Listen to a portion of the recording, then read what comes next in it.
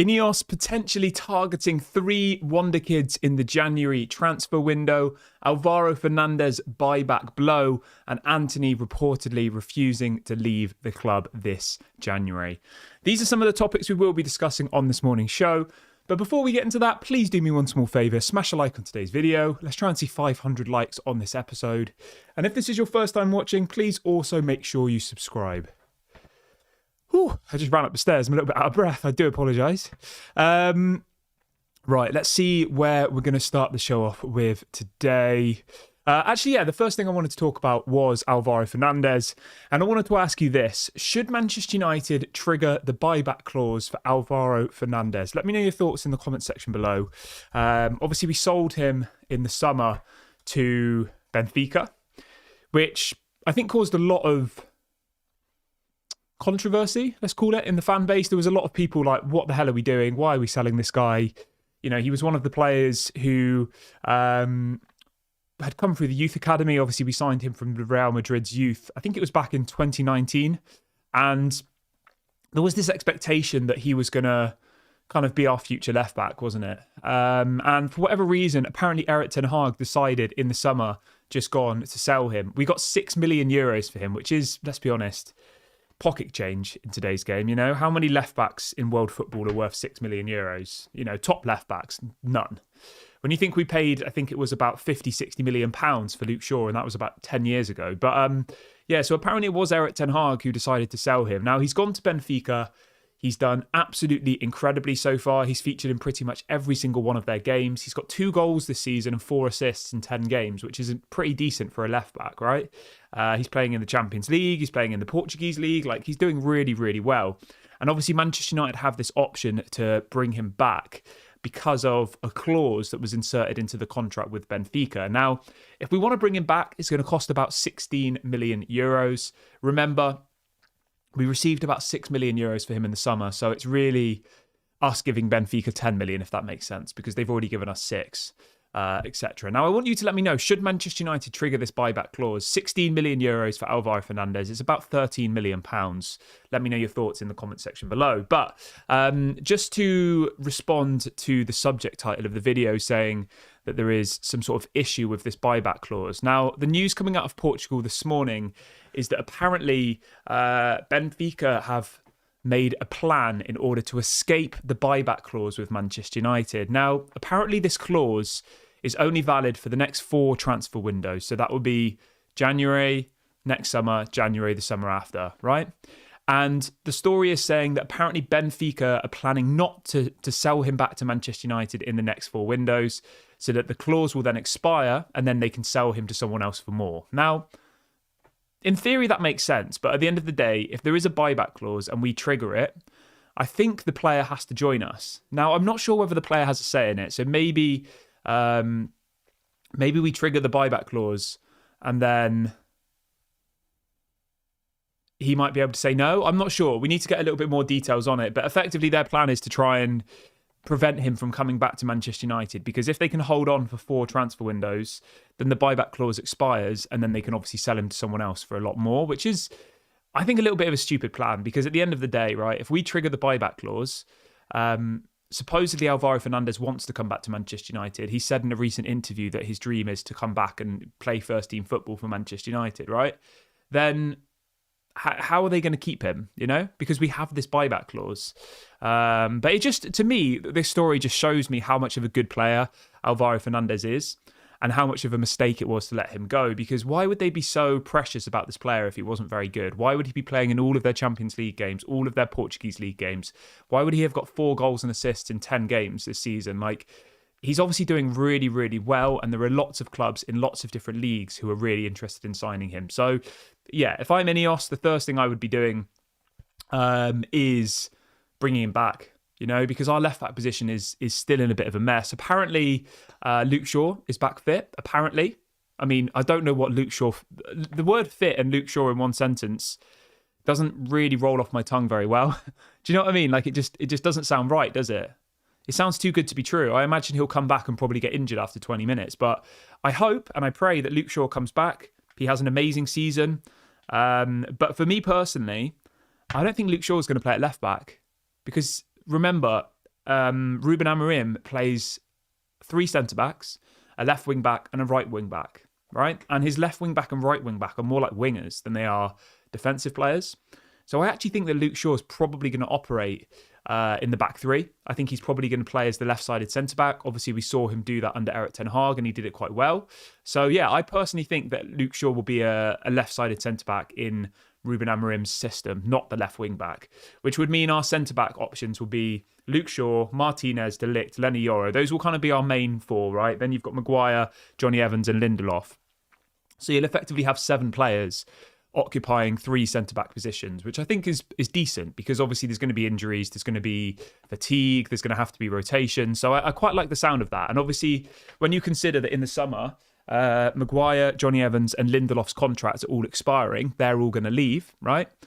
Our centre-backs would then be Luke Shaw, Lenny Yoro, Martinez and De Ligt, which sounds really good to me. And if we were to then go and sign, say, a Diamonde from Sporting Lisbon, or Branthwaite doesn't excite me, but obviously we're linked to him, or a Branthwaite from Everton, then we'd have, 5 or 6 really, really good centre-backs there. Some left-footed, some right-footed. We'd have, obviously, we'd have Martinez and Luke Shaw, who'd be left-footed. We'd have Lenny Yoro, De Ligt, who would be right-footed.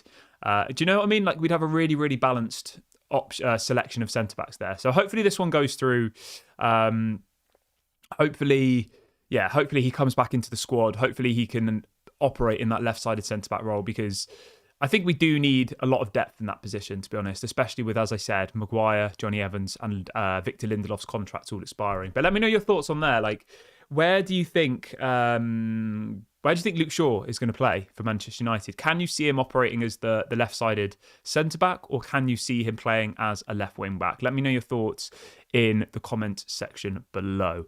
Everyone who's just joined the video, if you could do me a small favour, smash a like, please. Let's try and get to 500 likes. We've got nearly 300 people watching already, so please go and do that right now. And if this is your first time watching, make sure you subscribe to the channel as well. We're literally on the brink of hitting 40,000, so please do go and subscribe. Let's try and get to 40,000. That's the next big milestone. Go and do that right now. Right, let's move on from that, though, and let's move on over to Antony, shall we? Because the news this morning is that apparently Antony has said he will not be leaving Manchester United. That's what's being reported this morning in the UK media. There was reports last week saying that apparently Ruben Amorim and Antony were set to hold crunch talks, i.e., to try and work out what his future is going to be and whether that will be at Manchester United. But from what we're hearing, it looks like Antony doesn't want to leave. He's happy to stay at Manchester United. And you know what? I was thinking about this morning when I woke up. Can you really blame him? He's earning £200,000 a week to do nothing, really. He just goes and trains for a couple of hours every day. Like, it's life-changing money. We know that he's obviously not come, he's come from, Brazil, grew up in the favelas. Like, he had no money, extreme poverty, etc. He goes to Ajax. Amazing. I think at Ajax he was earning about 20,000 a week. He's come to Manchester United, he's earning 200,000 a week. I mean, that's life-changing money. £200,000 a week.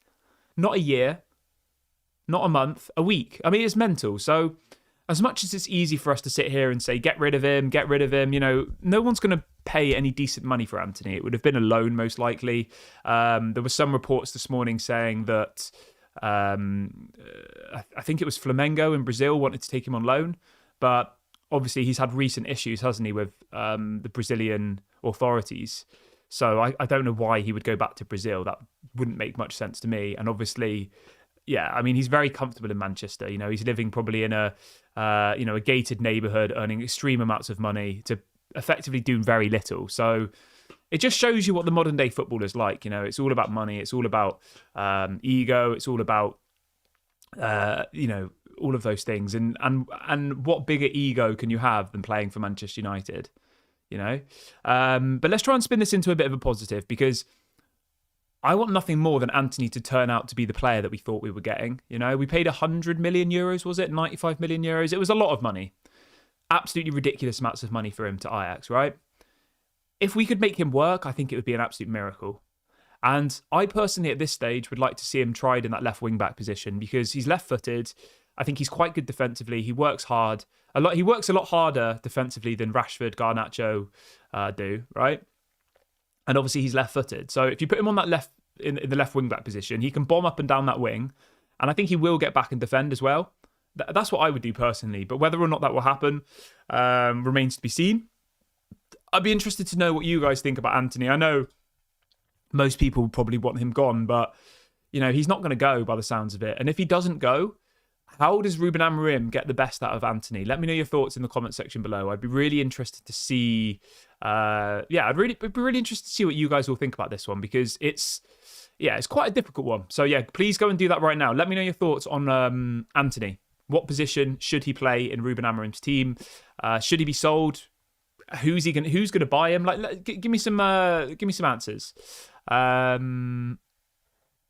Right, let's see what people are saying in the comment section this morning. I haven't read any of your comments. Let's have a look. Al says Antony probably just wants his £200,000 per week. Remember, he was only on 20,000 at Ajax. Yes. Benny says, I can't see Antony playing under the new manager. You can't blame Antony for not wanting to leave. No, 100%. 100%. I don't blame Antony in the slightest. As I said, it's just how football is these days. Footballers these days, it's about money, it's about cars, it's about expensive clothes, watches, Instagram followers. 99% of footballers, that's their main focus. There's a couple of footballers who kind of, aren't into all of that stuff, but most people, they're thinking about their brand, they're thinking about what they're going to do after football, how they can invest the money that they make whilst they're a footballer to, create generational wealth. Those are all the things that footballers are thinking about now, What investments they can make. Are they going to make a clothing brand? Are they going to start writing books? That's effectively what their main focus is. And there's no better club in the world to be at if that's your priority than Manchester United. You've got the world looking at you constantly. You've got the biggest fan base in the world. You're earning more money than you would at any other club apart from in Saudi. It makes sense. And it's clear to see that Antony's priority is to make as much money as possible for the betterment of his family and the betterment of his future generations, which you can't really argue with, Obviously, it's frustrating, but again, that just shows us that Man United in the past recruited the wrong players, paid the wrong amounts of money, and that's more what it tells us, that our recruitment was bad. We were recruiting players who were coming for money and fame, opposed to players who were coming to better their footballing career. Hopefully he comes good. I'd much rather be sat here saying Antony's had an amazing season, fair play to him, than be sat here criticising him. But I'm not even really criticising him. I'm just saying it how it is. It's the reality, isn't it? There isn't any other way of looking at this. Anybody who wanted to put football first would have left Manchester United by now. It's as simple as that. And he's clearly not putting football first. He's putting his brand, his image, and his bank balance first, which some people will say it's a disgrace. Does he not care? Has he not got any self-pride? And he would probably just say, I'm earning £200,000 a week. I've come from a favela in Brazil. I've grew up in extreme poverty. Why would I leave to make less money? So, Phil says, hi, it's 4 a.m. here. Finally can reach you. Hope you're doing well, mate. Thank you. 4 a.m. Have you just woken up, or you not gone to bed yet? Fred says, I think all of the squad will be on trial under Ruben Amorim, so he might work in the new system. Fair enough. You know what? As I said, I really, really hope that Antony turns good. Every single player in our team I want to succeed. There's nobody I dislike. There's nobody that I have an agenda against. I want every single player to turn out good, to prove their worth, and to effectively entertain us Manchester United fans. That's all I want. I'm not going to sit here and scream, get rid of Antony, because I'm a realist in this whole situation. I understand his position.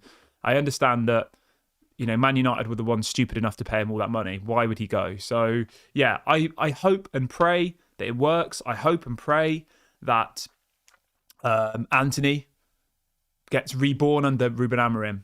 I hope. It'd be amazing. It would. Let's move on from that, though, and let's move on to this story about apparently INEOS wanting to sign 3 Wonderkids in the January transfer window. So this is coming out from a couple of different people this morning. First of all, I'll read you the 3 names, and then we can kind of talk about each one individually. So the 3 players are Franco Mastantuono. I'll be honest, I've never heard of him. The next one is a player called Naipan.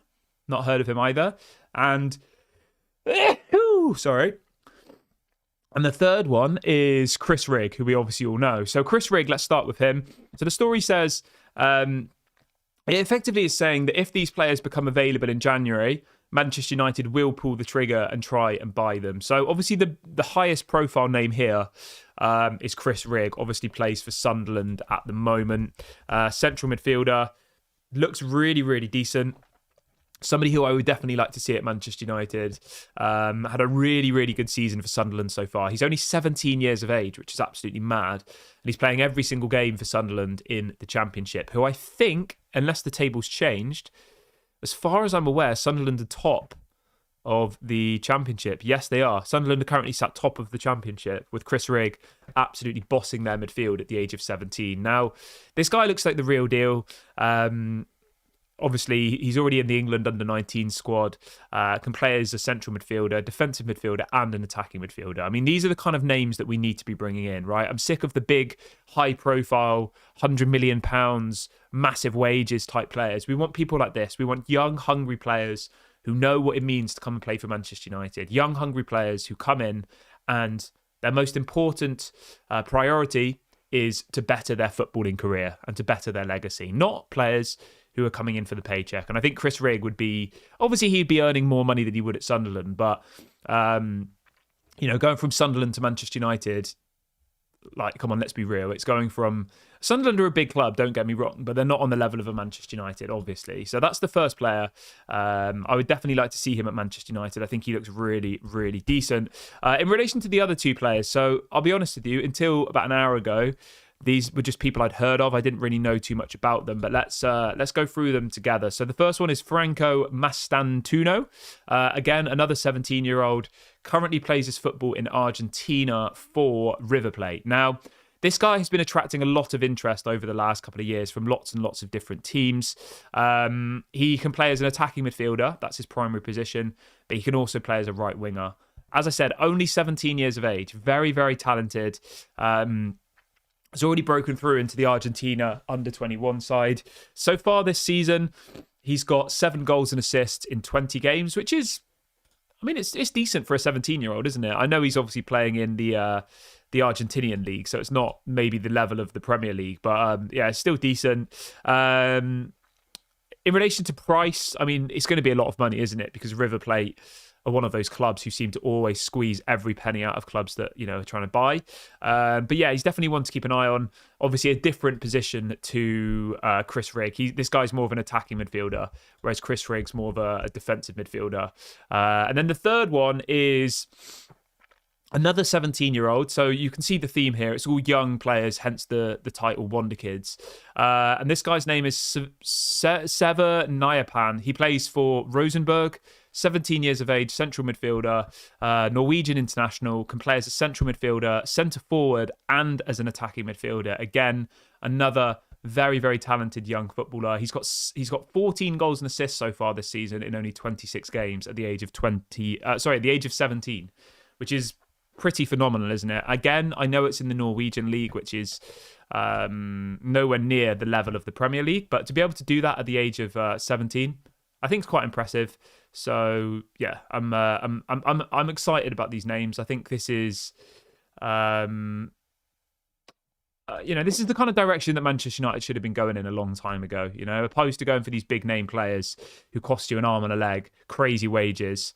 I think, going for slightly younger profiles who we can mould is decent. But I'm happy about this. Let me know what you think in the comment section, though. If you're into if you know anything more about those players, let me know.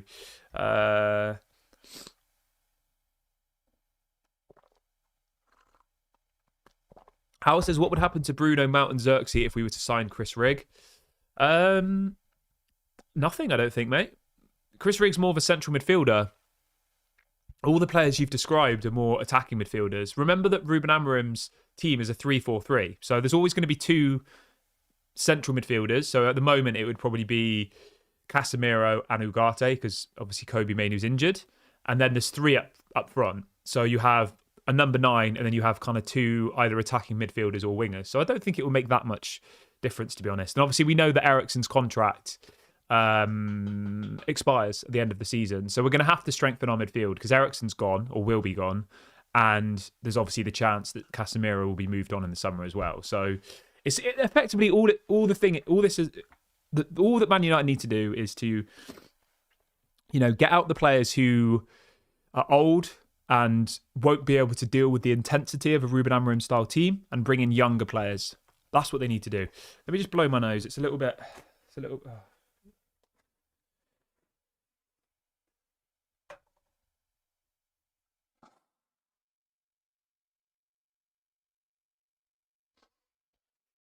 Right, that's better. Right, let's see what else people are saying in the chat this morning. Let's have a look.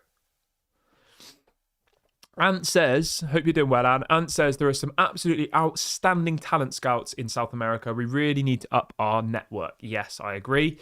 Yeah, I don't remember the last time we bought like a really, really good player from South America. Now, I know people will say, oh, we signed Martinez, we signed Garnacho, but we signed those players once they were already at a big club. What I mean is, when was the last time we signed a player from South America whilst they were still playing in South America? I mean, the last example I can think of, which I think was one of our biggest mistakes ever, was not signing Julian Alvarez. Because I remember at the time we were heavily linked to Alvarez and Man City ended up getting him. Man City signed Alvarez for only 21 million euros, right? He played there for 2 years, absolutely tore it up, and then they sell him for 75 million euros.